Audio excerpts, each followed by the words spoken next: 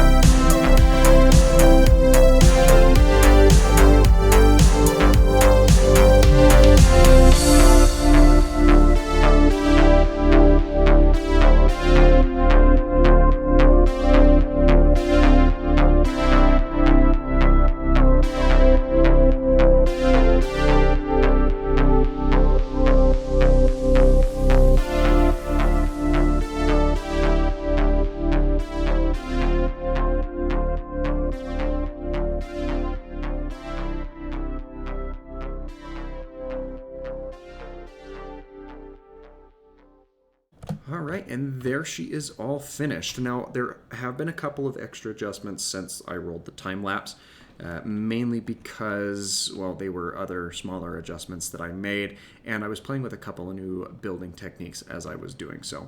So let's go ahead and get ourselves into this build so you can kind of see what I've got. First, I'm going to build a little platform out here so it makes it easier to walk through this door, so that'll be fun. Now, before we walk into the inside, let's go ahead and walk around the outside. Now, for here, and I'm pretty sure you probably saw that in the time lapse, I did go ahead and use different versions of the warped stem, alternating the vertical and horizontal placements. And not only does that pulse with the energy or the coloration that moves within the walls, but it also creates this really cool layering effect that is a little bit more evident on some of these other walls where it's less broken up by the frames I used the crimson stem for. Of course, I've got the polished basalt acting as the pillars here, with the basalt as a runner around the top. And then we have some standard nether brick fences put together here for the window gratings. Now, I could have used glass for those windows, but one of the challenges that I wanted to do is I wanted to make this build themed exclusively around things that you can only acquire in the nether. Now, they're not, and some of these blocks are not exclusively things that you find in the nether, and we'll get into that a little bit sooner as we look up at some of the top things. But, you know, everything, 90% of this stuff is only found within the nether, and the rest of it is still there or can still be acquired while there. Brief little walk around of the outside here. You'll see that I have a set of 3 windows on the long sides, 2 windows on the front and back, and then I did leave this section of the wall largely untouched because we do have a staircase that goes up in here into the second floor.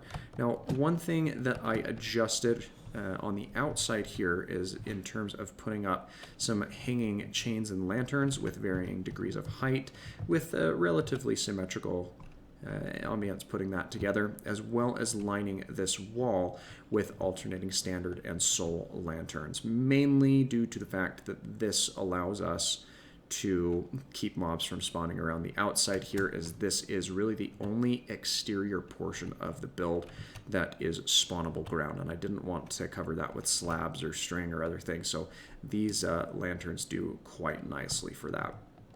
Last thing we're going to look at is this roof area, and the biggest thing that I changed here from the time lapse is I went ahead and added these little accents or these overhangs from the roof.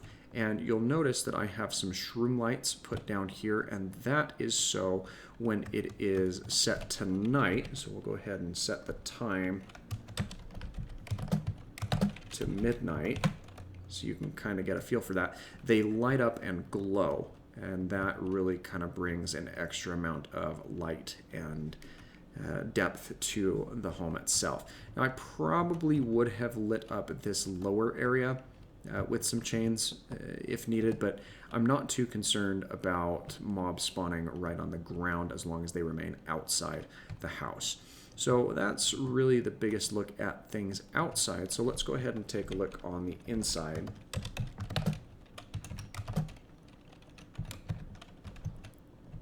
So let's go ahead and have a look on the inside so you can get a feel of what I did in here. Now, the entry walkway here and scattered all throughout the home is mainly just this this smooth polished blackstone alternated with just standard quartz. I didn't use the smooth quartz blocks mainly because I don't really notice a huge difference between the one and the other, but I liked how that came together. And then every now and again, for some variants, I have some of these chiseled, polished blackstone chiseled blocks thrown in the mix. And then for lighting, I have running around the edges, I have some glowstone, and that was mainly because no matter how I ran these lights, well, I could have ran these lights a little closer to the wall, but then that would have thrown off the aesthetic that I was running for, and this lights up the corners of the room to keep the corners spawn-proofed, while the rest of these lanterns do very, very well with keeping the mobs at bay, or not allowing them to spawn inside the home. The only other thing that's noteworthy here is that I do alternate the bottom portions of these lanterns with both variations on the warped trapdoors and the crimson trapdoors, which just kind of adds a little more life to it. Of course, the rest of the ceiling that's not done with glowstone is done with this soul sand because it's a really cool texture, and you don't really want to use that on the floor because it can bog you down unless you have that soul speed, and then you're consuming durability on your armor even when you're inside your own home. I just don't find that that's highly optimal.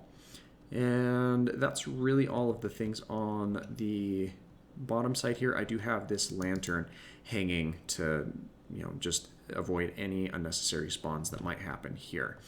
Now, we've got ourselves some polished black stone stairs here and some standard quartz stairs that lead us up onto the second level. I did go ahead and run this ring of crying obsidian around the edge here. I don't know that it's my favorite part of the build, but I wanted to incorporate it somehow because, again, that's something you can acquire within the Nether and a Nether exclusive block. Well, I guess it spawns on ruined portals, but that's beside the point. We've got ourselves a banister running around the staircase so we don't accidentally fall down and take any unnecessary fall damage within our own home. The variants that I have here, and you can kind of tell right here, or with this block here, that's a bone block. And bone blocks in the 1.16 update were added to the Nether specifically to be found within the Soul Sand Valley. Yes, you can craft them in the overworld, but that's one of the things that I mentioned of you can find it in the Nether, and that's what justified me leaving it as an included portion of this build. We also have some chiseled stone, or some chiseled nether brick blocks mixed in with the standard nether brick that goes around here. And then we actually switched the palette for the top part of the home, with the crimson stem being the main component of the wall, with the warp stem being the frame around the windows. And the other adjustment that I made was with the lighting here in the ceiling and alternating these lamps. And this was the best configuration that I came up with the shroom lights hiding behind the trapdoors positioned up here on the ceiling. And here, instead of going for a variation, I did just go ahead and run these trapdoors so the little veins are all going the same way. Though, if you know anything about trapdoors, it does mean that these ones are placed vertically while these ones are placed horizontally. But it's really just to kind of improve the ambiance here. And I don't have it furnished, but this is mainly just an overall build that we were looking for. And then, of course, the patio up here is that red nether brick slab, with the red nether bricks being used for the roof and wall portions here, with the balcony running to the back, but not around the back side of the house. But that's not too terribly concerning. My one maybe regret is that I cannot have, or I have kind of this gap right here, but that's kind of the cost of having a spawn-proof area, unless I want to bump it all up, and then that just throws off the aesthetic of the wall. So it'll do for what we need it to. Maybe it would look a little better if I were to run this, or have this bottom portion of the wall being more of these standard red nether bricks. But yeah, I don't know. Maybe for the overall aesthetic, but I'm pretty happy with how the house is sitting currently, and really happy with how well these little precipices over on the roof came together.